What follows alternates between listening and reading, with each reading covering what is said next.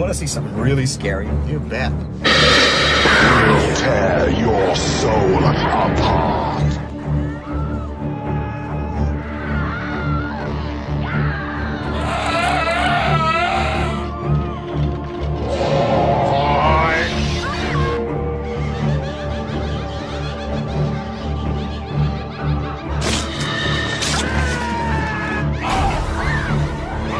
Jesus Christ!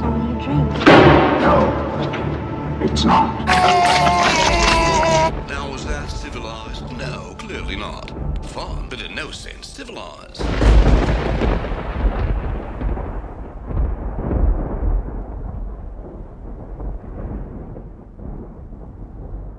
It's interesting that you could say the Evil Dead franchise, even though for the longest time it was only 3 movies. It really did inspire the next crop of low-budget filmmakers, because when people saw what Sam Raimi was able to accomplish, even at a $400,000 budget at the time, one great thing about horror is that it doesn't matter the budget. As long as you had the imagination and the resourcefulness, you could make something memorable. And that's what a lot of filmmakers, particularly around the 90s, started to do, especially people like Robert Rodriguez when they made El Mariachi for only like $7,000. But some of them became comic book artists. A lot of them became video game designers, and it was these people that wound up perpetuating the legacy of Evil Dead. Around sometime in the early 00s, that's when Evil Dead got its first video game, Evil Dead Hail to the King. I believe it was made by THQ. I didn't give a damn about the reviews. Bruce Campbell was back as Ash. That's right. At that point... Because also, yeah, keep in mind that at this point, this was many years after Army of Darkness, and there hadn't really been that much in the way of the Evil Dead franchise had kind of gone dormant. I think there had been some of the comics. Yes, I believe it was Dynamite Comics. I believe then went on to make a whole new series of then they called it Army of Darkness. I think it's because that's what they had the rights to, was Army of Darkness. So this Hail to the Chief, Hail to the King, Hail to the Chief, Evil Dead, Hail to the Chief, starring Barack Obama. But Hail to the King, that came out around the time when Resident Evil was like the video game horror franchise at the time. Survival horror. So they thought survival horror was the way to go. I played that game constantly, warts and all, principally because the story was really good. You were able to forgive how awful the gameplay was. Yeah. So it uses tank controls, which if you're familiar with the way Resident Evil plays... turn, move forward. Yeah. So it starts out with you as Ash going back to the cabin and all that stuff. And like, do you start out with the chainsaw for hand? Or is You start out with the chainsaw, but the thing that's a pisser about the game is that you need to get gas. Yes, oh my god. Which is never a problem in those movies. It's never a problem. Literally, Ash goes back in time. Goes back in time? Gas ain't a problem. Yeah. But in the game, you have to get gas, which is a bit of a pisser when in the second half of the game, this is a 2-disc game, by the way. I never got to the second disc. I did. I gave up. The second disc has you going back to Damascus, where... And that's, like I said, the story was really good because you went back to when the Necronomicon was initially written, and unfortunately now you had to, much like a blue herb, red herb, green herb, you had to synthesize your own fuel for your chainsaw. See, now here's the thing: the way they really could have made this game more, even more accurate to the Evil Dead franchise is they should have had a mechanic where you have to synthesize these herbs, but you could fuck it up because Ash is such an idiot and like something goes wrong or it explodes or something like. And there was another video game which was a vast improvement over it. Was Evil Dead: A Fistful of Boomstick, which that game I freaking love. I would love it if the PlayStation Network or someone made that one available to download, because I would love to play that one again. The major reason that was great was because it had the same game engine as State of Emergency and a couple other ones at the time. And as a result, the game had a lot more energy. That was close to like 2006, 7? No, that was like 2003, 2004. Okay. Something like that. It was very shortly afterwards. But it came out like out of the blue. It was only a $20 game, and it was a short game. But that was a game that had a lot of chaos to it. It was much more action-oriented. It was much more action-oriented, but you also had upgradable weapons, so it wasn't enough just to get the boomstick. It wasn't just the chainsaw. By the end of it, you had a flamethrower on it, you had a freaking chain gun arm as well, but it was great, and they just kept gradually building up. Because Ash, as a character, has become so iconic because of the chainsaw hand, the shotgun. It definitely like lends itself to that sort of action game mechanics. Yeah, the energy of that game felt more in keeping with the energy of the Evil Dead games. And the fighting mechanics were especially good, even down to the fact that they were able to get it where Ash was able to even do the shooting over the shoulder from behind. So that to me was a step in the right direction. And then after that, they came out with Evil Dead Regeneration, which that one was especially fun because you had a companion buddy, a miniature Deadite, a miniature half man, half Deadite named Sam, and he's voiced by Ted Raimi. Yes. There's the portal, Runt. Now go ahead, do your thing. And don't screw up. Nice freaking pep talk. And there's actually a puzzle element in the game where sometimes you have to get through certain things, and You're having to kick. Yeah, a lot of times it's usually involving abusing poor Sam. Yeah, kicking him into a giant meat grinder or something. And yeah, because Sam is because he's a repeater, so he's able to come back from it. But in the end, you're still abusing the poor guy. The games, and there's a new one that's coming out soon. Yeah, a new one. Which this is going to be interesting to me because it's a co-op multiplayer game. Yeah.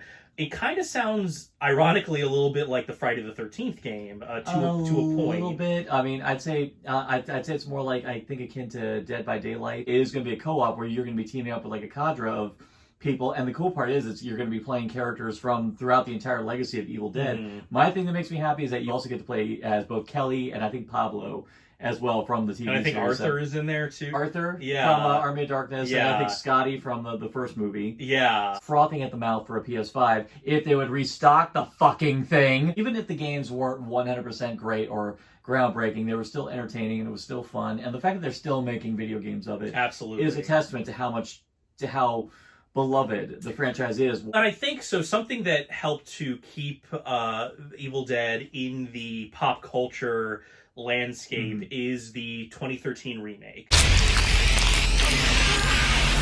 I adored that movie. I went in with very timid expectations because, again, we just sat here for the last hour talking about how much we love the Evil Dead franchise. And so going in and knowing at the time, like, you know, they the things they said about it was they were like, well, it's not a direct remake because it's not going to have Ash in it, so on and so forth. And of course, myself, I was like, no Ash. Well, yeah, I was like, what's the point? Because Ash is that franchise. Yeah. And also they were saying we really want to go back to more of the tone and style of the original movie. Going in, I was like, okay, let's see. I'm gonna give this a chance, but there's a good chance they're gonna fuck this whole thing up.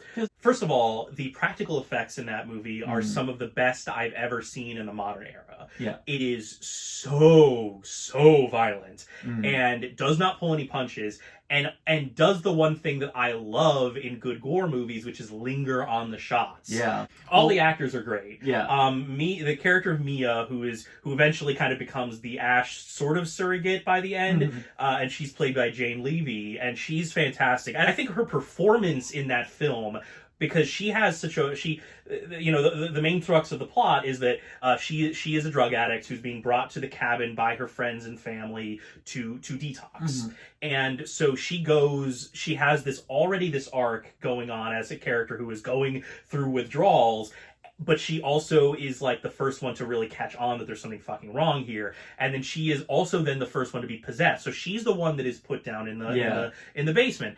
But so there's a sequence in that moment, like while she's possessed as a Deadite, where she takes a box cutter and slices her tongue, like just sticks her tongue out and slices it all the way down the middle of it. And it's a practical effect. And so the reason I bring all this up is I saw that in the theater, and I had never seen a more depraved, violent movie in a packed theater on a Friday night, and people lost their fucking minds. They went crazy, and it felt like the energy. I was like, yes, this is what an Evil Dead movie is to me. Like whether it's funny or it's grotesque, the audience was like just losing it. I know I probably will watch the remake at some point, and I think because of everything that people like you have said and a bunch of other people who have actually said it and watched it and said it's a legit film. It gets it. Like it understands what it's doing. I actually had the pleasure of seeing Evil Dead 2 in the theaters. Despite the humor of it, every single jump scare landed and you could tell the uninitiated. Oh, sure. Who had never seen it, because every single jump scare landed, because there was a couple of people in the audience who, with every jump scare, ones that I've become so used to, screamed with every single one. So that tells me, for a new audience watching this remake of Evil Dead, especially if their intent was to try to recreate the intensity of the original movie, If you're saying they're reacting to it like that, then that means mission accomplished. Right. That means this is an Evil Dead movie. A good horror remake should have the bones of the original, but at least still endeavor to try to be its own thing. Good remake is it's like a really good adaptation of a well-known play, like Romeo and Juliet or something like that. So it's like it has the bones, like you said. Maybe they recast characters in a way that you hadn't expected. They reimagine them. They reimagine them. They change they change dialogue. They change intent. Like you'll go to see a version of Romeo and Juliet set in World War II, and you'll walk away going, "That was Romeo and Juliet," but it brought in all of these new kind of thoughts and elements. And so, like a good horror, especially a horror remake, because horror is such a genre, it has levels of repetition. The slasher movie, the exorcism movie, so on and so forth. You know, the Evil Dead remake and Cabin in the Woods are very similar in that respect. And then we might as well jump on to Cabin in the Woods, because if there's any movie that I feel has become the byproduct of from what Evil Dead has inspired, it was the Cabin in the Woods. Because Cabin in the Woods came out at exactly the right time when we were just coming out of the Scream generation, but at that point, Evil Dead had actually made something of a resurgence of popularity. Thanks to Sam Raimi's efforts with Drag Me to Hell and with the Spider-Man trilogy, Evil Dead actually had something of a enduring popularity. And the stage musical. Yes, actually in 2006, off Broadway, even though it started in college circuits, there was an Evil Dead musical. And now horror musicals are seldomly popular. There's only one that has been able to last beyond anything else, and that's of course Sweeney Todd. Unfortunately, horror has been responsible for one of the greatest flops in musical history. Somewhere amidst all that, there was a musical that was produced by a Canadian college group in a very small theater, but it was so popular that it ended up having an off-Broadway production. And I was extremely lucky. I got to see it off Broadway. And so beloved was that production that it became massively popular for all performing groups worldwide. It became popular in concept to perform. The only reason it didn't get popular, the only thing that people hated, was the people who ran the theaters who had to clean up after it. Yeah, there is a literal splash zone in that. I have a T-shirt that I wore that was all white that still has the blood on it from when I went. The funny thing too is and so I don't remember the exact year that show started or became popular, but you want to know what the name of the song? That's the first song on that album. The first song in the show is Cabin in the Woods. We're 5 college students on our way to an old abandoned cabin in the woods. Oh yeah! I love that it starts off so bubbly and so and it's got them with a cardboard cutout. So the beauty of it is even the Broadway / off Broadway version. One thing I loved about it was that there were two kinds of special effects. There was the one that was so fucking terrible that it was hilarious. Like for example, when Linda's body comes out with the head cut off as the chainsaw, it's a very large man in her same size outfit, so everything is tight and it's obviously fake. But then they go immediately into a sequence where Ash is fighting her hand, her head's biting his hand, and he slams her head down on a table, and boom, she's immediately talking. And so that to me was incredible that they like the original Evil Dead, some of the effects are really cheesy, but they play them for humor, and then some of them are like, holy shit, how did you pull this off? Yeah, and the musical is a miracle, because one of the great things about it is that they actually combine the first two movies. They actually do, for Act 1 is the first movie, and Act 2, for all intents and purposes, is the second movie. And they were able to marry them both into one conjoined story, and it works because they set the tone so early with that first opening number with Cabin in the Woods, and because they are flat out saying, this is going to be funny as hell, you can totally enjoy it, the fact when there's a song called What the Fuck Is That? Which, I'm sorry, Scotty and Ash, Scotty and Ashley, I'm sorry. Never in my life will I ever see another musical that will ever have a song called What the Fuck Was That?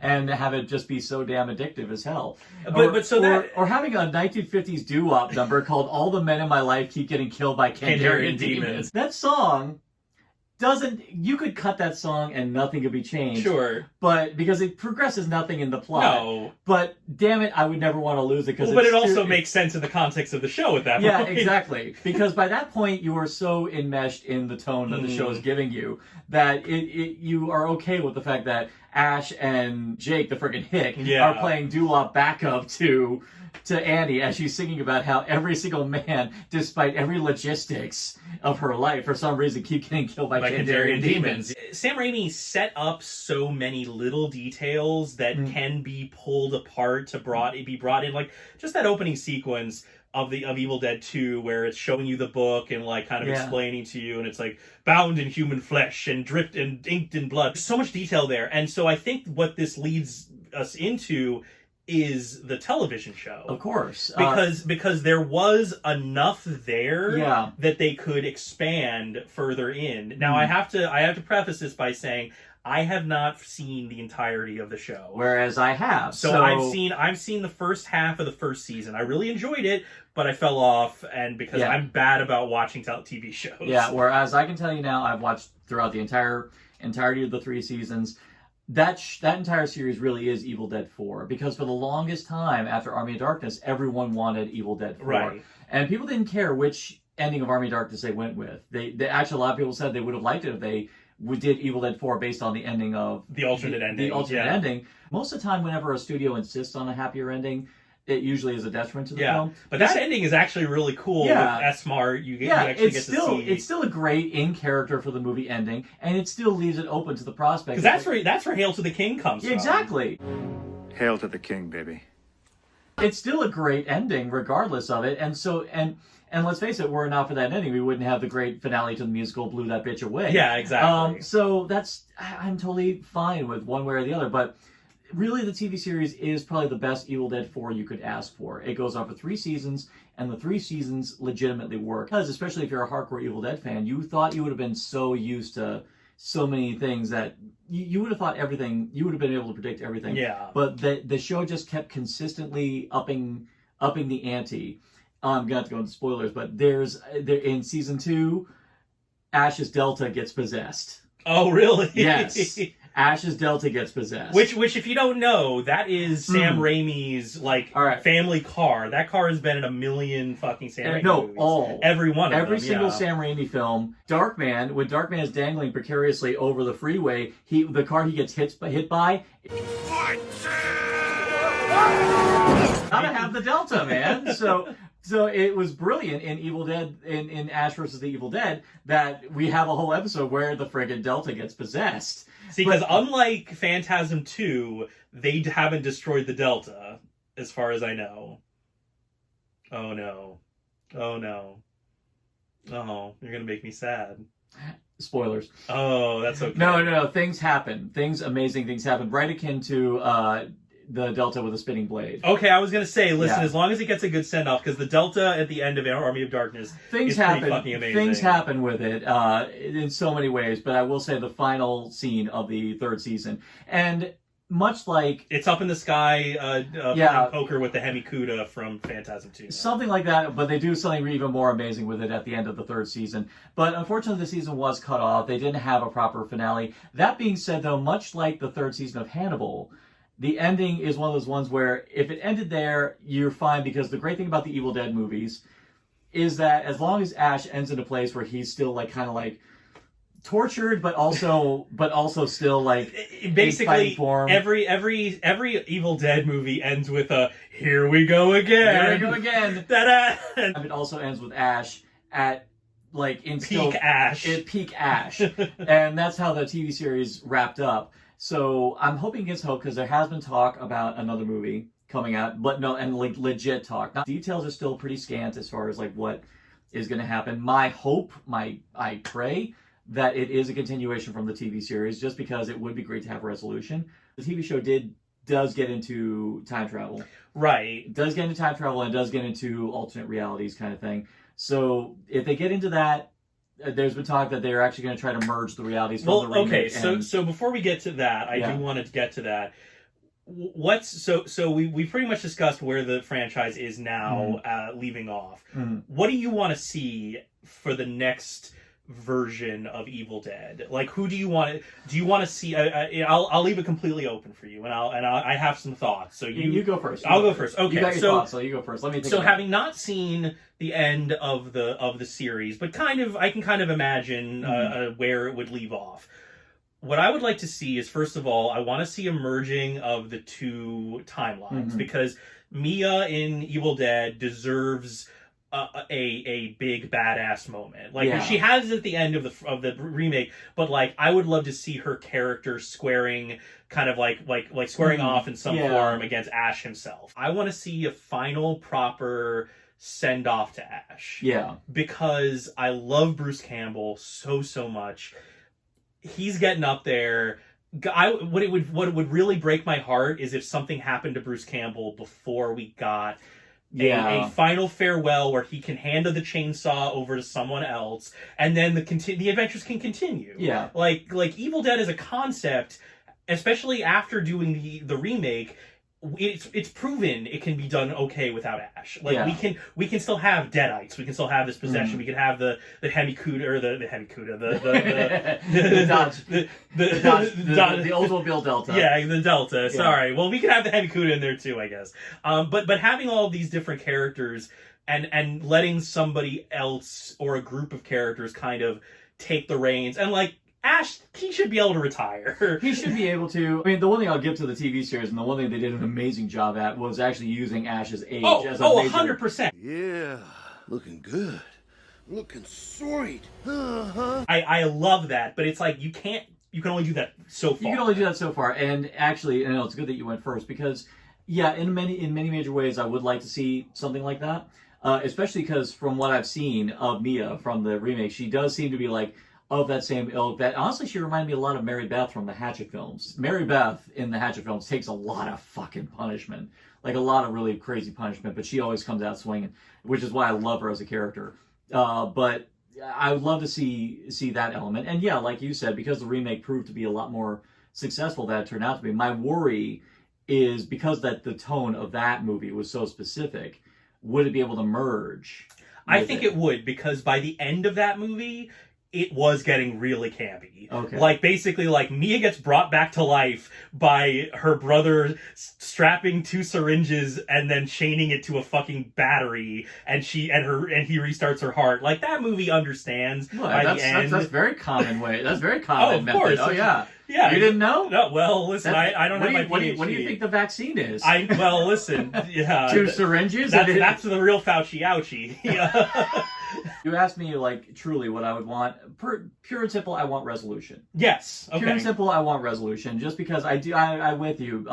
Because Bruce Campbell built such a wonderful legacy with the Evil Dead franchise, with Ash. And funny enough, because of Ash, Bruce Campbell was able to have such an incredible career. Oh, absolutely. Because after that, he was able to do Maniac Cop, which he was actually really damn good in. Of course, I think his magnum opus, I think his greatest performance is Bubba Hotep. Bubba Hotep, 100%. Beyond just the fact that he was playing Elvis, but it was such a beautiful, poignant movie. And he really put his all into it. He's worked with the fucking Coen brothers. And it all came from Evil Dead, but the fact that he created such a wonderful career coming from this, nothing would represent, like, his career better than having such a great wrap-up for his character of Ash. I mean, the franchise, could go on beyond that, but it would be great to have Ash have some kind of resolution. Yeah. It would be great. And I think that's what I'd want, and that's kind of what I'm hoping for if, with this movie that goes forward from there. And like, I want to see Ash actually win and deserve it. Win, deserve it, but actually have something resembling peace. Right, that too. Because that's the one thing. Because, like I said, because all the movies and even the TV series always end with Ash having some form of torture, or or even if he comes out on top, there's always like some kind of caveat. Yeah. It would be nice for him to just have an ending. In a way, basically, don't do with Ash what they did with Married with Children, where the final episode just left them exactly where they were, and nothing's truly properly resolved. Yeah. You know what is a movie that is 100% inspired by Evil Dead? Mm-hmm. Idle Hands. Oh, Jesus Christ. A good idea. Put him down! Cuff me! Put those needles down, young man! Down! Cuff me! Am I wrong, though? Am I wrong, people? It's basically, let's take that one sequence from Evil Dead where Ash cuts his hands gets possessed and make it the whole movie. It was the Adam Sandler movie of horror. Oh my God. Come on, you can't say there's not a little bit of fun stuff in there. No, it's been a while since I've seen it. Wasn't The Offspring in there? The Offspring was in there. Yeah, it was.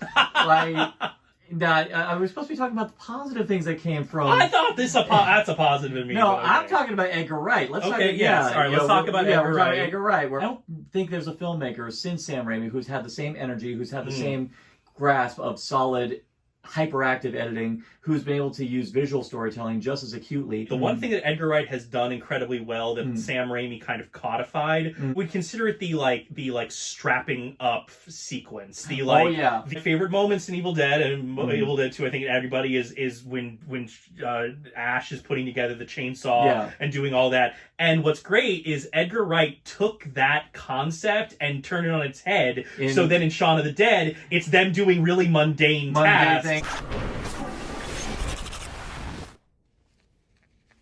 He was inspired by the way Sam Raimi made the Evil Dead films with its hyperactive camera work, with its energy, and he was able to take mundane things and give it the energy that it does not deserve. Yeah, but because he did that, he gave it humor that no one really thought about. I mean, even down to a commute from London to the English countryside in Hot Fuzz, he was able to give it that same energy when other movies would make it like long, lingering, and ponderous. Yeah. Because Edgar Wright was such a great fan of the way a lot of Americans made a lot of their films, he was able to make it into something unique and special. And Evil Dead, I actually firmly believe, is at the epicenter for a lot of Edgar Wright's style. 100%. I think Sam Raimi himself as a director, not just Army of Darkness and Evil Dead, but like he went on to do the Spider-Man, the first Spider-Man movies. But even then, he did incredible prestige work. I mean, A Simple Plan. That I cried, I bawled like a baby at the end of that movie. Yeah. It all goes back to just how legit talented that filmmaker is. It's just the fact that he came from doing something like Evil Dead, but just showed how multi-talented the man is to do that. And I mean, personally, let's just not talk about other filmmakers that are inspired by it. Like, I think that you and I could probably easily say, because like when I fell in love with these movies, and then I learned more about Sam Raimi as a director, and I started to read his autobiographies and the stories about the making of the Evil Dead franchise. It influenced me to go, oh, I could probably try to do this too. Yeah.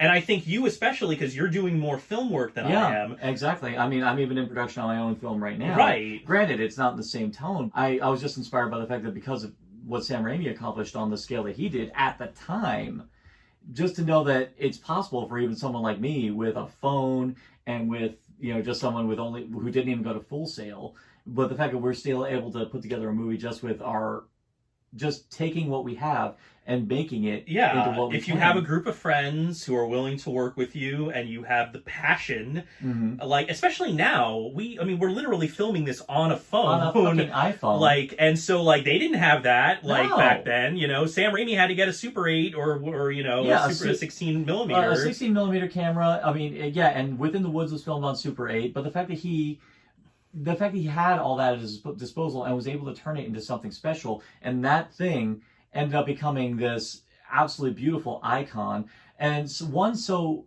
profound to the point that it stands out among the rest, not just because of the style, the way it was made, but also just for the distinctive ingredients, even down to the fact that when people, in one of our previous episodes, we talked about women in horror. Most people don't think about the fact that they're when people think of a male horror hero, they think of Ash. Yeah, that's a good point. Yeah, and a lot of it just comes to the fact that Evil Dead had such a distinctive, singular personality of its own that anyone who even dared try to approach replicating it, everyone knew what they were going to try to do, and it just never came off the same way. Yeah, and now we have comics that are Ash versus Jason versus Freddy versus Darkman. Yeah, exactly. And it's all... Ash has he has ascended to one of the horror pantheons. Yeah. And funny enough, he's the hero. Right, exactly. Yeah, that's the way. I think he's actually the only horror icon who is a heroic figure who has ascended to the same level as Freddy, Jason, Michael Myers, and the rest. And that is another reason why the Evil Dead trilogy the Evil Dead franchise has become such a legend in its own right. Absolutely. So how do you guys feel about the Evil Dead franchise? If you hate it, then what the fuck are you doing watching Turn this? this video off. How the hell did you make it all the way to the end of not just one video but two? I respect that. I respect it, to be honest. Maybe we've changed some minds. Maybe, some hearts and minds. maybe I don't know. Maybe I changed the mind of that one guy who keeps downvoting my videos ever since I did that video about the Doctor Who Timeless Child. So I don't know. Maybe it's. Hey, look! Don't take this out on me, bro. I wasn't in that video. Yeah, I don't know, but hey, thank you for keep downvoting it because you keep giving it a view every time you do that. By the way. So anyway, Don't tell him that part. I don't know. I kind of like making them feel stupid. Thank you for watching this latest edition on Deep Cuts. So, we're talking about Evil Dead. It's not particularly scary. That's the funny thing. It's not the scariest thing in the world. But... No. This is we've committed to this. We've committed to this catchphrase. We've committed to this catchphrase. So, in the end, what scares you? Fuck off. Fuck off.